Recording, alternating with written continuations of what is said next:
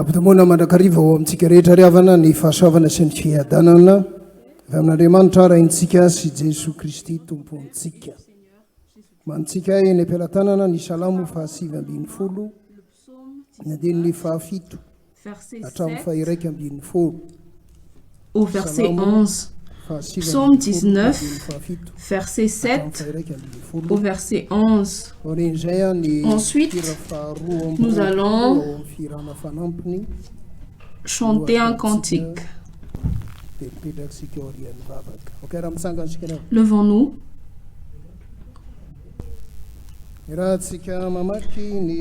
Lisons ensemble le psaume 19, verset 7 au verset 11. Au nom de Jésus. La loi de l'Éternel est parfaite, elle restaure l'âme. Le témoignage de l'Éternel est véritable, il rend sage l'ignorant. Les ordonnances de l'Éternel sont droites, elles réjouissent le cœur. Les commandements de l'Éternel sont purs, ils éclairent les yeux. La crainte de l'Éternel est pure, elle subsiste à toujours. Les jugements de l'Éternel sont vrais, ils sont tous justes. Ils sont plus précieux que l'or, que beaucoup d'or fin, ils sont plus doux que le miel, que celui qui coule des rayons. Ton serviteur aussi en reçoit instruction. Pour qui les observe, la récompense est grande. Amen.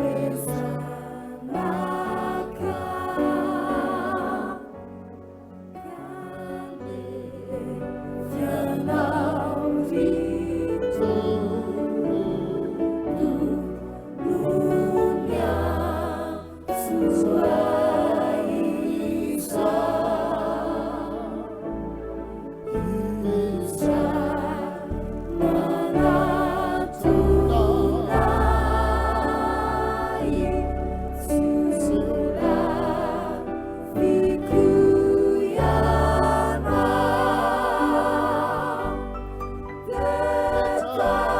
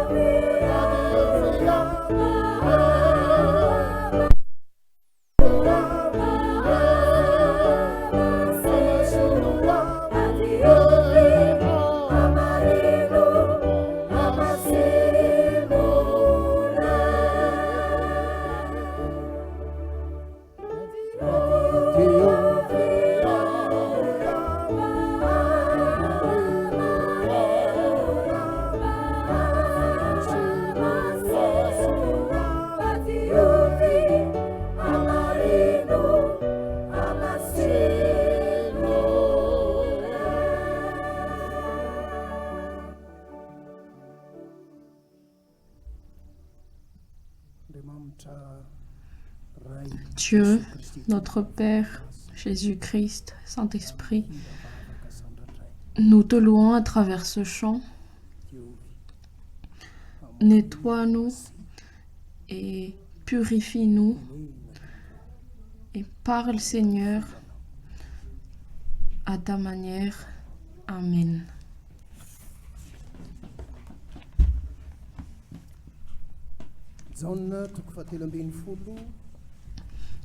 Chant chapitre 13. Comme nous l'avons fait hier, nous allons lire par tour du verset 1 au verset 11. Chant chapitre 13, verset 1 au verset 11. Et donc pour aujourd'hui, c'est vous qui allez lire le premier verset et je lis le deuxième verset jusqu'à ce que ça finisse. Au nom de Jésus.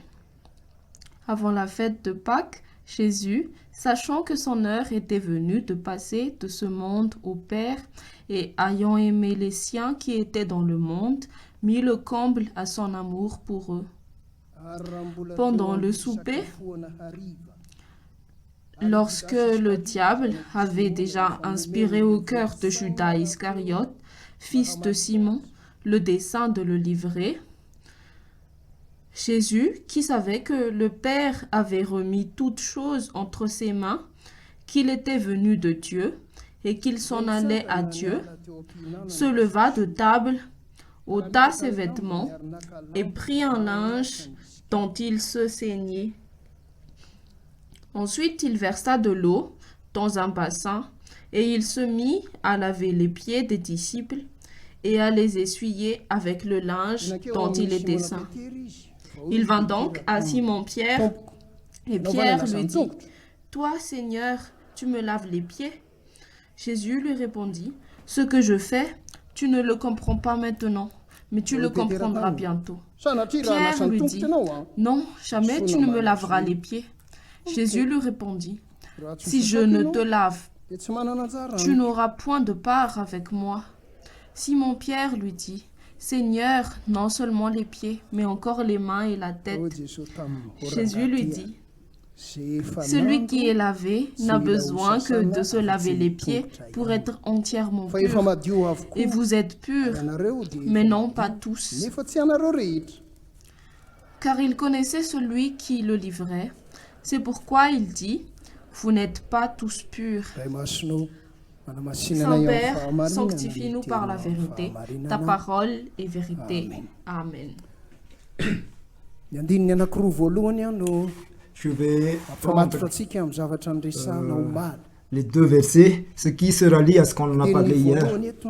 Le verset 1 qui te dit « Avant la fête de Pâques, Jésus, sachant que son heure était venue de passer de ce monde au Père, et on va lire ensemble la deuxième partie, et ayant aimé les siens qui étaient dans le monde, mit le comble à son amour pour eux. Cette partie-là, on va encore y revenir vendredi. Parce que c'est le vrai amour qui ne s'arrête pas à mi-chemin. Ce n'est pas l'amour qui s'attire, ce n'est pas l'amour qui est seulement là, ce n'est pas l'amour qui est juste en attente, l'amour de Dieu, l'amour acharne. Le verset 2, pendant le souper, lorsque le diable avait déjà inspiré au cœur de Judas Iscariote, le fils de Simon, le dessein de le livrer.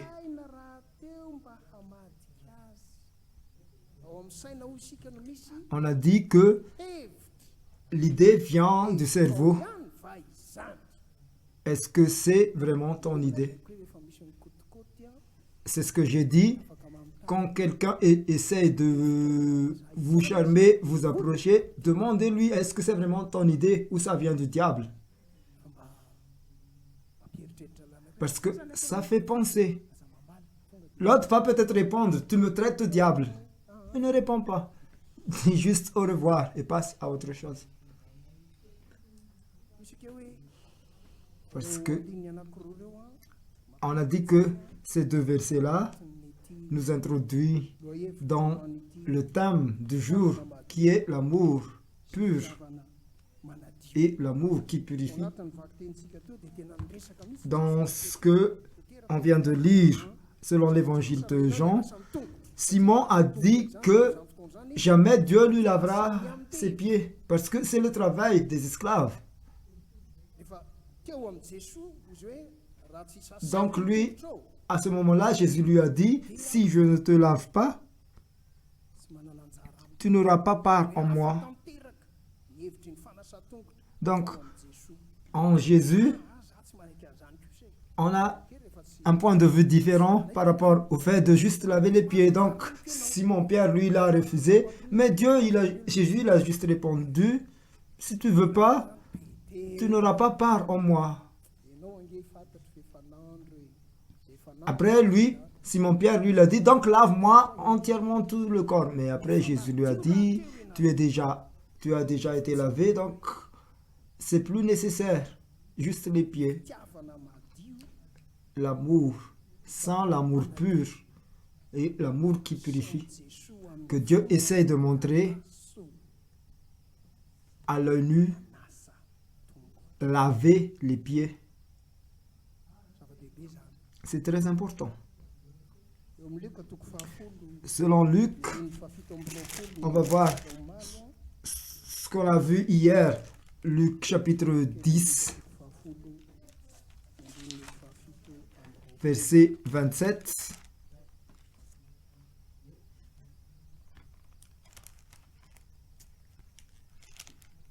Luc chapitre 10, verset 27, parce qu'on vient de parler de l'amour. Jésus parle de l'amour quand il a demandé par rapport à l'amour. Au nom de Jésus, il a répondu, tu aimeras le Seigneur ton Dieu de tout ton cœur, de toute ton âme, de toute ta force et de toutes tes pensées. Hier, on en a déjà vu un peu par rapport à la pensée. Aujourd'hui, on va analyser un peu plus sur le fait que tu aimeras Dieu avec toute ta force. La force dont on parle ici est très vague. On peut parler de la force des pensées qu'on vient de parler hier. C'est-à-dire que la force de pensée, dans ta tête, tu as beaucoup d'idées très fortes. Et avec la foi, la force de la pensée, ça t'amène à faire quelque chose d'assez impossible, que toi-même pas tu y crois pas. Mais aujourd'hui, on va plus parler de ça. Aujourd'hui, on va parler de la force qu'on voit directement quand tu parles de l'amour, c'est-à-dire la force de l'être humain, la force du corps.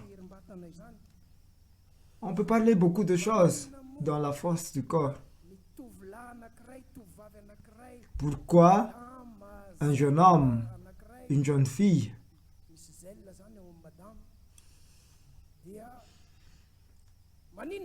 pourquoi cette personne est attirante? Pourquoi il y a cette attirance entre le jeune homme et la jeune femme? Pourquoi? Et il n'y a pas un amour, c'est-à-dire une fille était passée qui n'avait pas de corps, mais je l'aimais tout simplement. Ça n'existe pas. C'est un fantôme. Donc tu ne vas pas sortir avec un fantôme. C'est obligatoire que la personne qui t'attire le jeune homme ou la jeune femme qui t'attire, ton mari, ta femme, tu le vois physiquement. C'est-à-dire, il y a une attirance par rapport à attirance corporelle.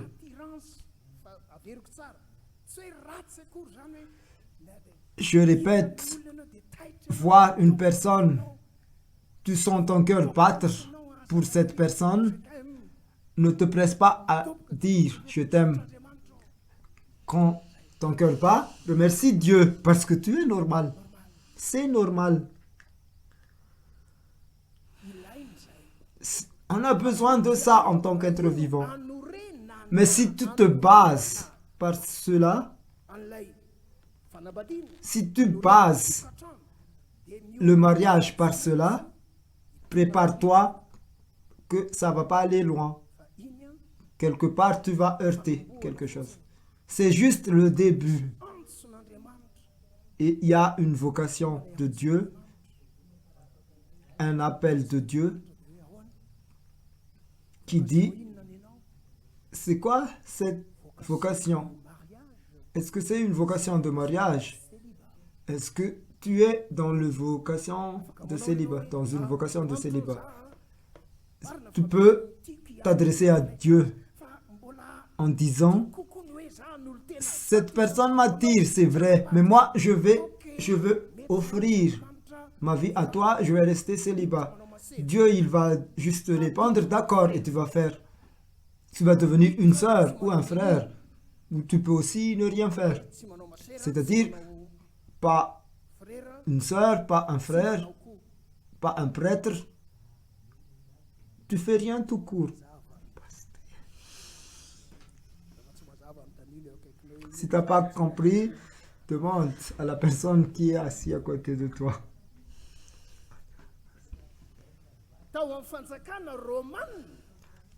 Dans l'Empire romain, les hommes qui décident de n'être ni frère ni sœur et qui ne va pas se marier non plus, l'Empire romain les préfère par rapport à toutes les autres personnes parce qu'ils sont dévoués pour l'Empire. Donc, ils l'appelaient eunuques, ces personnes qui sont là seulement pour l'Empire romain.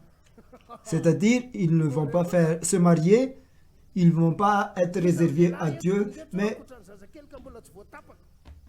ils restent seulement pour l'Empire.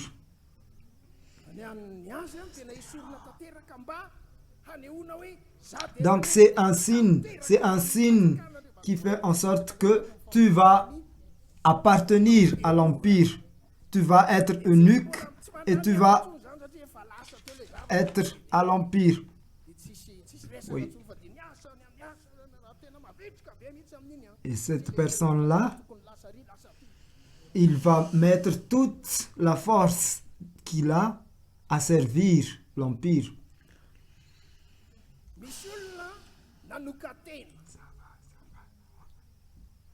Il y en a des personnes qui ont décidé d'être dévouées à Dieu. Par exemple, une jeune fille peut se réserver. Toi, par exemple, si tu décides de faire une sœur, on a une sœur protestante, les sœurs Mamré, tu peux venir me parler directement, je t'emmène là-bas et tu seras une sœur. C'est une vocation. Il y a aussi une autre personne, qui est attirée par un jeune homme ou une jeune femme. Et en lui, si cette personne a la vocation de mariage, remercie Dieu, parce que Dieu t'a préparé à avancer dans le mariage. C'est là que tout commence. Parce qu'à partir de là, tu dois prendre le temps de bien réfléchir et partir d'une bonne base. Dieu a créé cette personne-là qui t'attire. que tu trouves jolie, que tu trouves belle. Il n'y a aucune personne sur cette terre, aucune personne qui n'est pas jolie. Ça n'existe pas. C'est juste une complexe d'infériorité qui te pousse à dire j'ai le visage qui est un peu plate. Mais ça signifie rien. C'est joli. Il y a une personne qui trouve que cet visage plate-là, tu es admiré par une autre personne. Il y a une personne qui va te voir et qui va être très content et fier de te voir. Ça lui fera plaisir de t'embrasser avec ton visage plate. Chez les autres personnes, peut-être, ça va pas. Mais pour une personne spécifique, il va le voir très bien. Deux personnes avec deux visages plates, c'est un kiff aussi. Donc, sur cette terre, il n'y en a pas. Il y a une leçon que j'ai enseignée quand j'enseignais la philosophie. Je dis pas aux personnes qui sont faibles en philosophie de venir vers moi. Non, j'étais prof de philo. Mais on en reste là, je ne le fais plus. J'ai décidé de faire pasteur. Mais à l'époque où j'enseignais la philosophie, j'ai donné des cours de qu'est-ce que l'homme. Et la première réponse, c'est que l'homme est un être complexe. Donc, quand tu parles d'une complexité, dans le mot complexe, il y a aussi le mot complet. Donc, complexe ne signifie pas toujours difficile. Mais le début de la complexité, c'est complet. L'être vivant est complexe des fois, mais la personne aussi est d'une nature complète. C'est assez incroyable notre vie, non? Dieu a fait de notre vie quelque chose de complète, qui est assez complet, qui est assez grand. À partir de l'âge de 17, 18, 19, 20, tout se complète dans notre corps, du haut jusqu'en bas. Complet.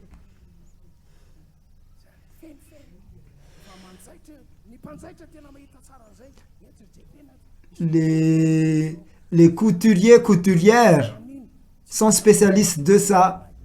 Il y a des courbes, parce que le corps humain est plein de courbes. Donc, quand il coud quelque chose pour le corps, il y a des courbes. Je vous invite à voir votre Bible dans le livre de Genèse, chapitre 29. Genèse, chapitre 29.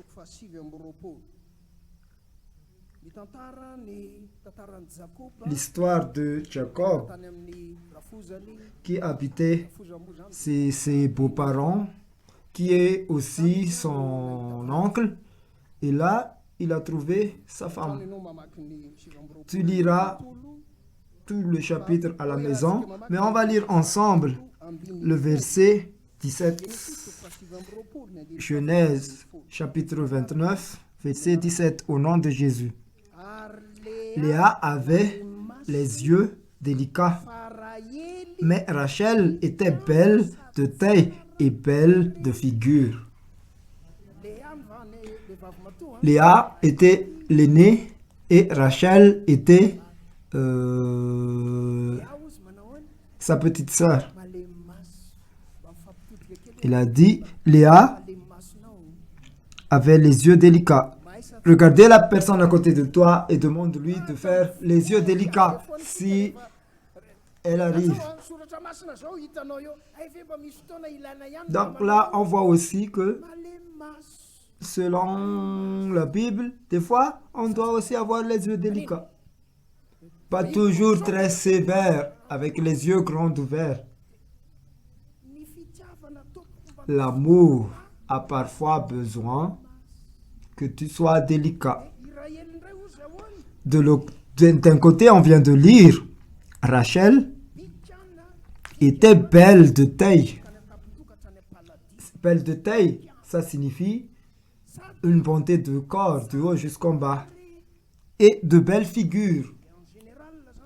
Donc, Rachel était en général très belle. Et c'est là que Jacob a été tenté. Donc, il aimait plus Rachel que Léa. Mais au moment du mariage, à la différence de notre, pour eux, les voiles n'étaient pas comme la nôtre en ce moment. Donc, tu ne vois pas la personne à l'intérieur. Toute la cérémonie du mariage se déroule. Il y a une personne là-dedans que tu ne vois pas. Mais la nuit, dans le lit, c'est là que tu découvres que c'était Léa et pas Rachel. Ça a été difficile pour lui. Tu t'attendais à te marier une personne. Tu voulais sortir avec, par exemple, je vais prendre l'exemple, tu avais eu Véronique. Vous étiez là ensemble depuis toujours. Après le mariage, tu découvres que tu ne te mariais pas avec Véronique. Tu avais eu Janine dans ton lit, par exemple.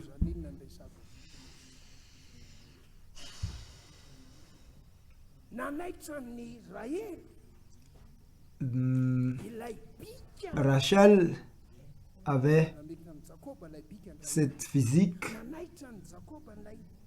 qui a attiré Jacob. Elle avait cette figure, cette belle figure qui attirait Jacob. C'est Dieu qui l'a fait. La bonté, cette bonté dont on parle, celui de Rachel, c'est Dieu qui l'a fait. On parle aujourd'hui de la force du corps. Donc on parle du corps, spécialement aujourd'hui. Parce que si une personne, on va encore voir dans Genèse chapitre 39, on va parler un peu des hommes. Genèse chapitre 39.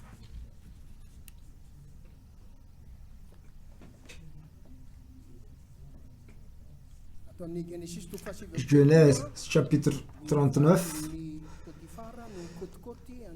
C'est Joseph qui a été tenté par la femme de Potiphar.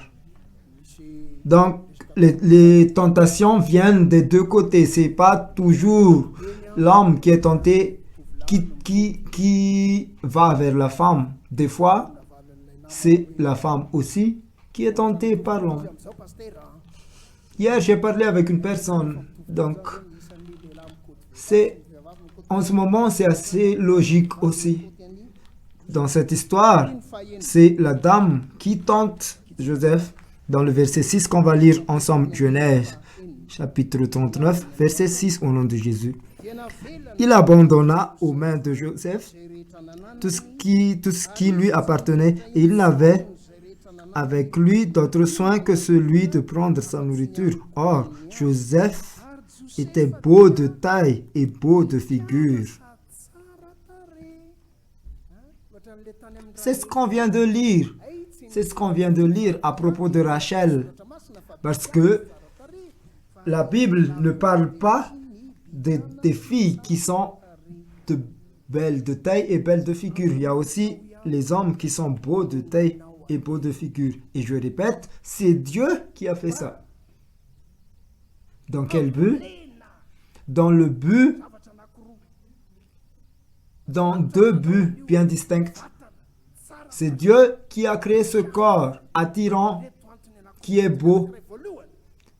La première raison est que pour que tu aies peur de Dieu. La première raison est que tu aies peur de Dieu. Quand tu seras à la maison, lis les psaumes 139 parce que dans le psaume, il explique pourquoi tu dois avoir peur de Dieu. Tu peux être un jeune homme. Tu penses que tu es encore un enfant. Demande à tes parents comment tu étais quand tu étais petit. Et après, tu as grandi. Tu partais d'un petit garçon. Tu changes. Tu as les voix qui changent un peu. Tu es même étonné des fois par rapport à ta voix parce qu'il y a des changements au fur et à mesure dans les corps. Du côté des hommes, il n'y a pas un très grand changement qu'on voit de l'extérieur. Mais du côté des femmes, il y a un grand changement qu'on aperçoit.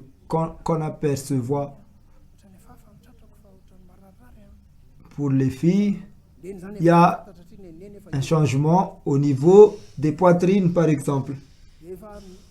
Les jeunes filles demandent à maman. Maman les aide à affronter le changement du corps. C'est beau. Surtout pour les parents qui élèvent des jeunes filles. Quand ces choses-là arrivent,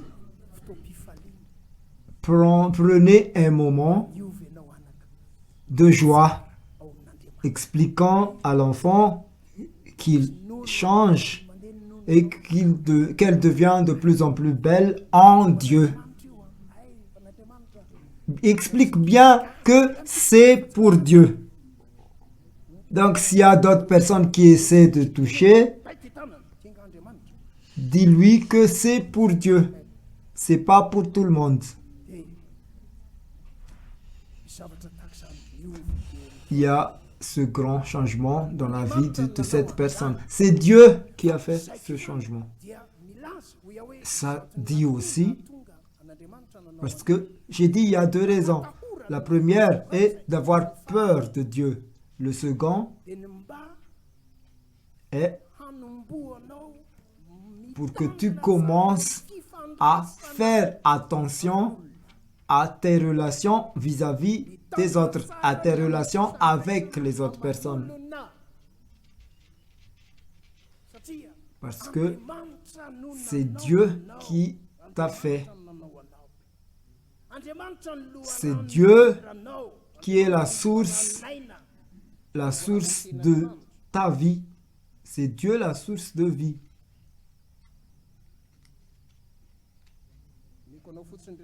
Je te donne quelques versets bibliques que tu peux lire chez toi par rapport à Dieu, source de vie. Psaume 36, verset 9. Jérémie, chapitre 2, verset 13. Source de vie. Il y a une vie. Il y a une vie dans chacun d'entre nous. Et c'est assez incroyable. Le psaume 139 que je viens de te dire, je l'aime vraiment beaucoup. Parce que ça parle de à quel point c'est incroyable. Dieu nous a construits. Parce qu'on partait d'une toute petite chose venant du Père et du Mère et de la Mère. C'est très petite. Des fois qu'on ne voit même pas. Donc c'est assez incroyable que ça se développe après dans le ventre de la mère. Ça grandit peu à peu. Au moment où Jean-Baptiste, quand il était encore dans l'entrain de sa mère, quand Marie venait voir Élisabeth, quand elle a salué la mère de Jean-Baptiste, Jean-Baptiste s'est exalté de joie. Il faut qu'on se souvient bien de ça. Nous tous, on a déjà crié de joie. Seulement quand on était sorti, on a dit, la plupart d'entre nous ont dit que moi, je suis calme. Mais que tu l'as aimé ou pas, quand tu étais dans le ventre de ta mère, tu as déjà bougé beaucoup. Et dans le ventre de la mère, tu es déjà une personne complète. C'est pour ça que Dieu est très sévère par rapport au fait d'avorter. Les garçons sont très vite à prendre cette décision d'avorter. Mais pourquoi tu t'es mis dans cette position? Les parents ne peuvent rien faire.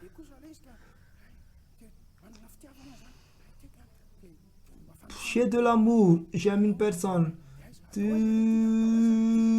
es là. C'est difficile pour le garçon de gérer. C'est assez difficile, mais je le dis comme ça. La vie d'un jeune homme, ça se passe comme ça.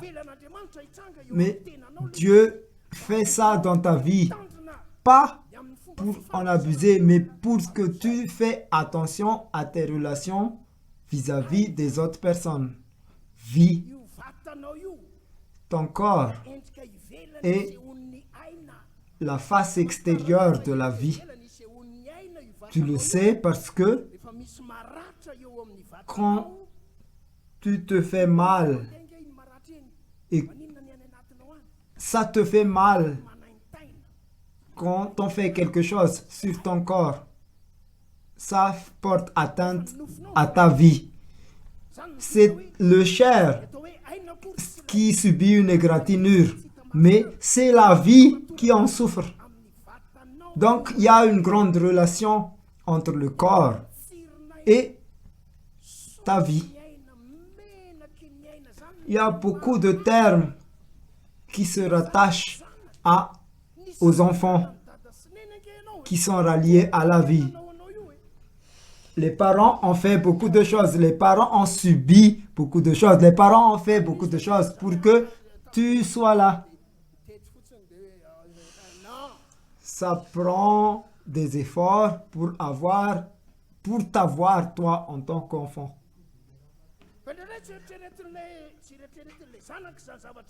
Mais des fois, l'enfant ne s'en rend pas compte de tout ce qu'il fait, tout ce que les parents font, ou tout ce que les parents ont fait pour qu'il soit comme il est. Surtout la mère qui l'a porté dans son ventre. Ça n'existe pas que pour que la mère soit en bonne forme, c'est le père qui se prend une piqûre. C'est la mère. Au moment de la naissance, il y a beaucoup d'argent qui est payé pour que tu naisses. Après, tu dois faire tes études. C'est beaucoup d'argent aussi. Il y avait un petit jeune homme. Ce jeune homme-là, il était assez paresseux. Il n'aime pas laver. Il n'aimait pas faire la vaisselle. Il n'aimait pas nettoyer. Paresseux. Après, il a trouvé une idée. Son idée était qu'un jour, quand sa mère lui a dit « Fais la vaisselle, je vais sortir ». Quand sa mère était partie, il a pris un carnet. Il était assez grand, donc il a fait des calculs dans le carnet en disant « Si je fais la vaisselle une fois, je dois être payé 2000 arrières.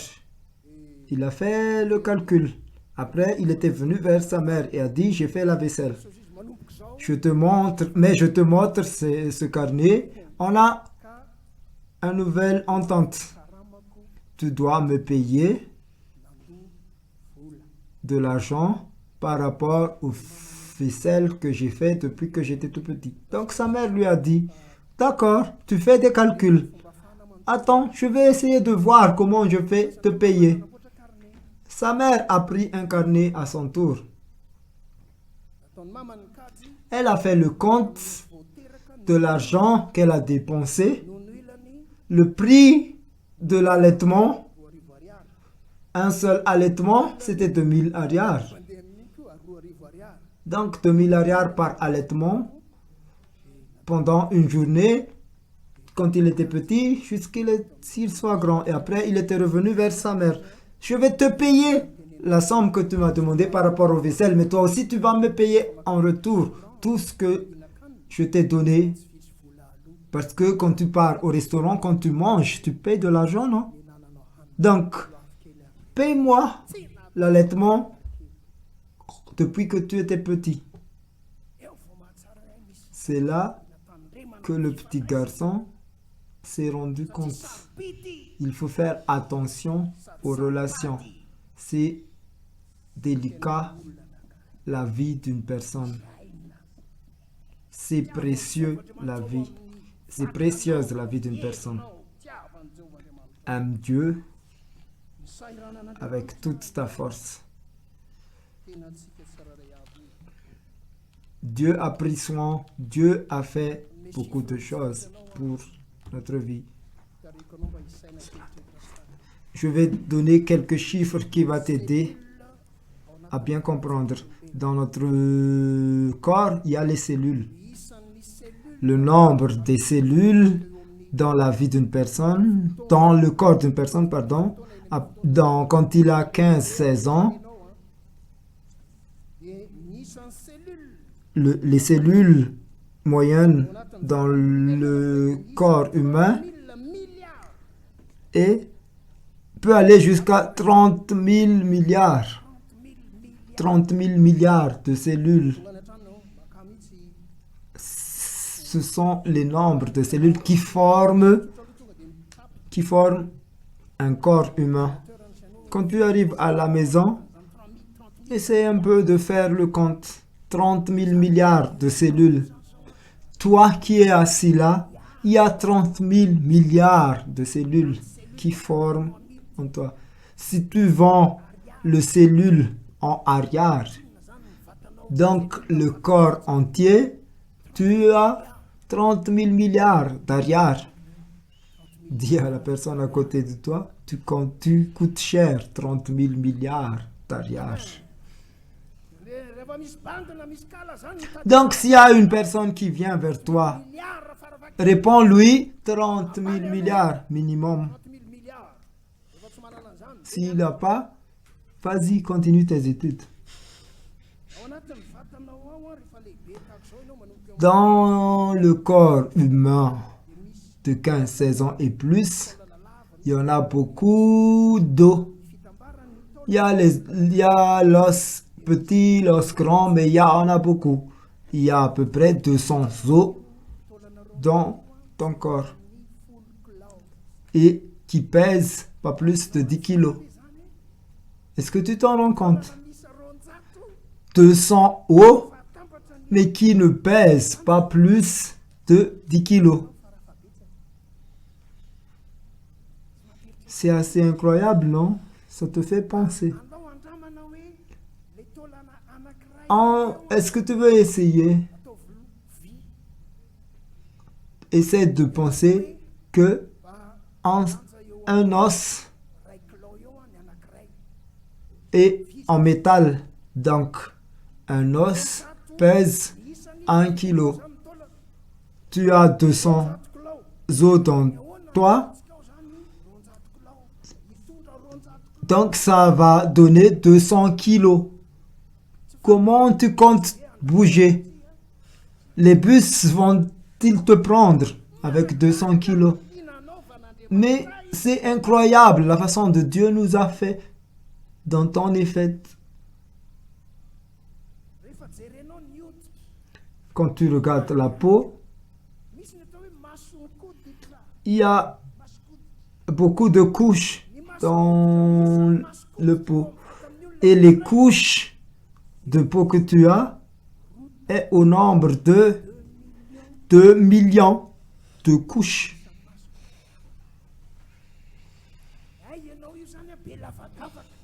Donc toi, tu te présentes beaucoup de pores. Quand tu bois de l'eau, l'eau ne sort pas directement comme ça. Mais il y a des miracles que Dieu fait dans ce corps, dans ton corps. 2 millions de couches de peau. Les muscles, tous les muscles du corps humain, si on les met ensemble, ça donne 110 km de muscles. Donc toi, il y a 110 km de quelque chose que tu portes en toi partout. On va essayer de dire 1 kilomètre de muscles, comme quand on fait les routes. Donc si 1 kilomètre coûte 2 millions d'ariars, donc c'est 110 km fois 2 millions d'ariars.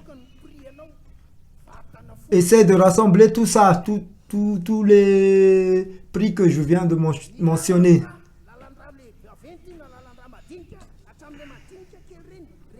Les veines, les vaisseaux sanguins, si on les rajoute un à un, ça fait 120 000 km. Tous les vaisseaux sanguins de ton corps, si on les met ensemble, tu as 120 000 km de vaisseaux sanguins. Tout ça dans ton corps. Donc, si tu vends 1 kilomètre à 2 millions d'ariars, combien ça coûte les vaisseaux sanguins? Tu es multimilliardaire. Ce sont juste des extraits. Ton cœur.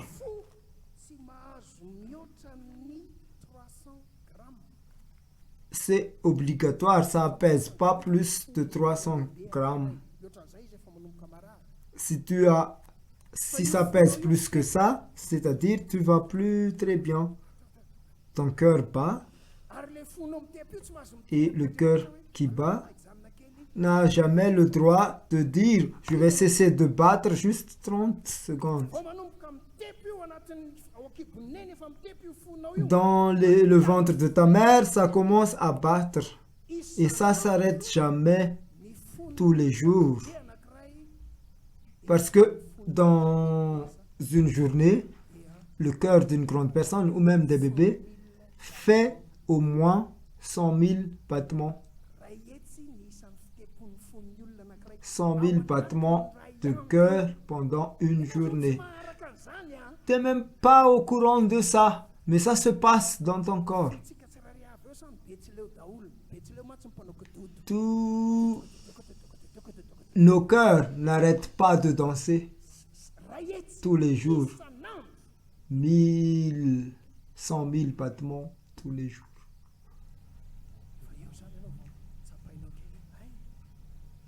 Essaie un peu, compte un peu les battements de ton cœur. Des fois, tu ne le sens même pas. Mais tu sais, parce que tu es en vie, donc tu sais que ton cœur continue à battre. 100 000 battements par jour.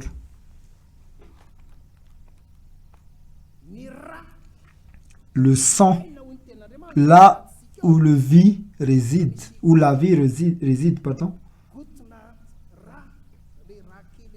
une goutte de sang,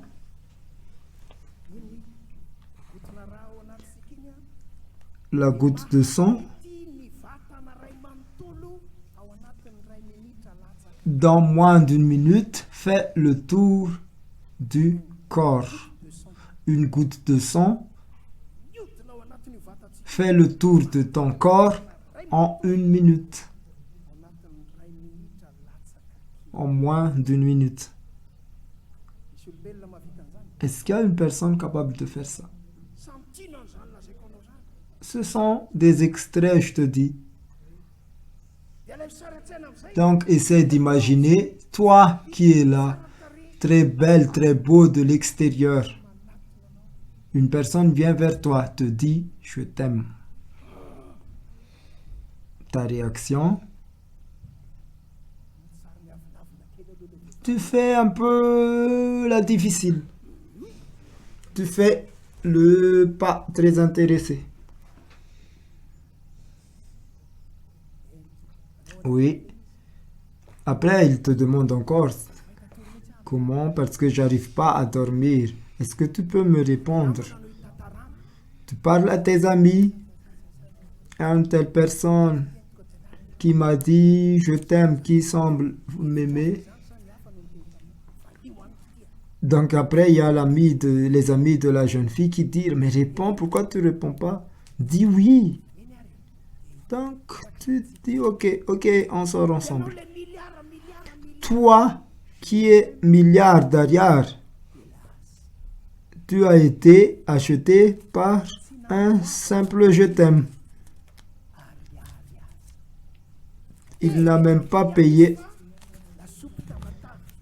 Peut-être il a payé, mais il t'a payé une soupe. C'est marrant, non? Il t'a acheté de la soupe et c'est bon.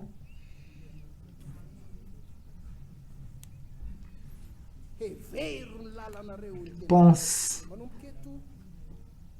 La parole de Dieu te dit, pense et regarde ton chemin. Prends la parole de Dieu. Pourquoi Dieu a fait en sorte que tu sois comme ça? Parce que tu es saint. Tout ce que je viens d'énumérer, c'est le sens de la sainteté sur le corps d'une personne. Je répète, tout ce que je venais d'énumérer avec les chiffres, c'est la sainteté. Quelle sainteté? Dieu a fait que tu es très différent. Dieu a fait qu'on soit différent. C'est incroyable. Qui a pensé que dans mon corps, il y a 120 000 kilomètres de vaisseaux sanguins? Parce que si on t'étale, tu ne dépasses pas les 3 mètres carrés. Mais Dieu a mis toutes ces choses-là dans ton corps. C'est la sainteté. Regarde dans ta Bible. Dans les psaumes. Psaume 86. Psaume 86. On va lire ensemble le verset 2. Psaume 86, verset 2, qu'on va lire ensemble. Qu'est-ce qu'il dit? Garde mon âme, car je suis pieux, mon Dieu. Sauve ton serviteur qui se confie en toi. Je suis pieux, je suis saint. Dis à la personne à côté de toi, je suis saint, parce que tu es saint. Tu es aussi saint parce que ton corps est un lieu sacré de Dieu. Les lettres pour les Corinthiens. Premier livre pour les Corinthiens, chapitre 3. Tu es saint parce que tu es réservé pour Dieu. Tu es un temple de Dieu, donc c'est Dieu qui doit résider à l'intérieur de toi. Dans le verset 17, Dieu dit que si quelqu'un détruit le temple de Dieu, il sera détruit par Dieu aussi.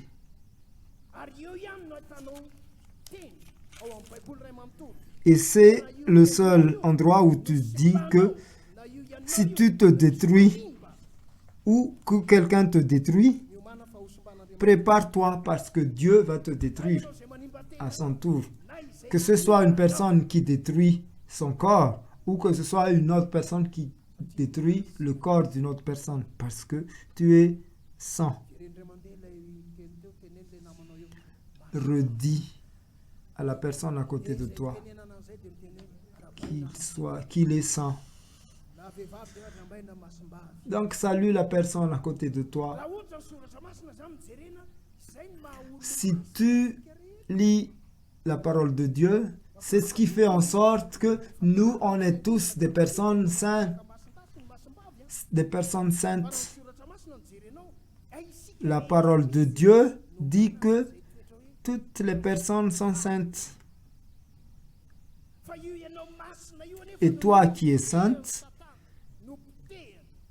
le diable t'a détruit et tu as été sali.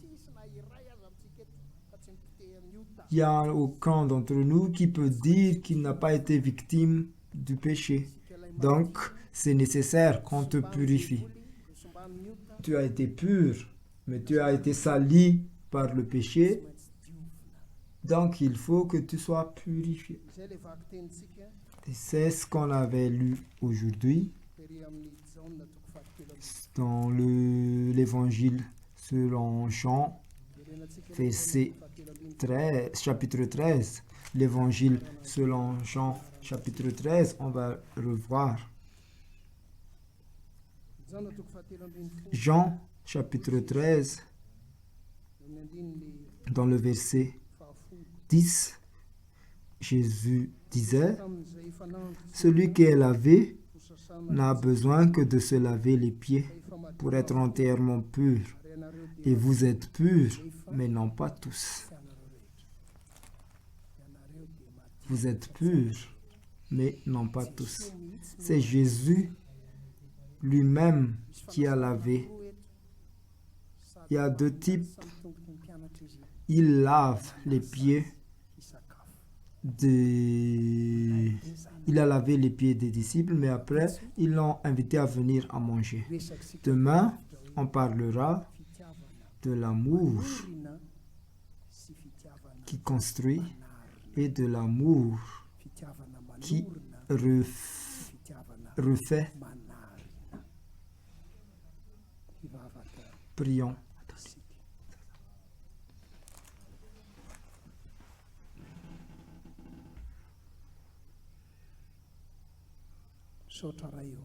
Merci Seigneur, parce que ta parole est vraie.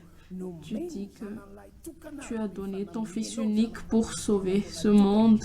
Quand tu as donné ton Fils unique, tu n'avais plus aucun fils.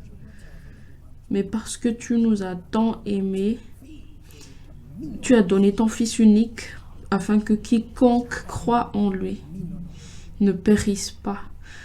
Nous tous, pour que nous tous ayons la vie éternelle. Merci Jésus de t'être donné pour nous nettoyer, pour nous purifier, pour nous nettoyer de nos péchés, pour nous nettoyer de toutes nos impuretés. Tu nous aimes et aujourd'hui nous voulons te dire que nous t'aimons aussi Seigneur. Comme nous le savons, il y aura le cyclone qui va arriver. Nous te demandons, Seigneur, d'être avec nous, de nous protéger, de protéger nos foyers. Toi, tu vois nos activités, nos maisons, nos travails. Tu sais que parmi cela, il y a peut-être des infrastructures qui ne résistent pas au cyclone, mais toi, Seigneur, c'est toi compris.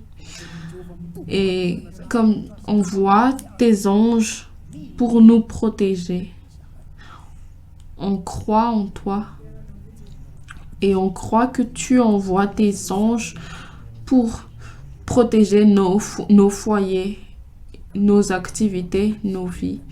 Et si le cyclone passe, tu feras comme ce que tu as fait à Israël en Égypte. tu vas nous recouvrir du sang de Christ, chacun d'entre nous, nos foyers, pour qu'on puisse nous revoir ici demain soir et te rencontrer. Amen. Il y a un petit message des responsables des cellules. Il n'y a pas de cellules les mercredis et samedis, mais ça continuera la semaine prochaine, donc 18 et 21 février. Nous allons chanter un chant après les bénédictions.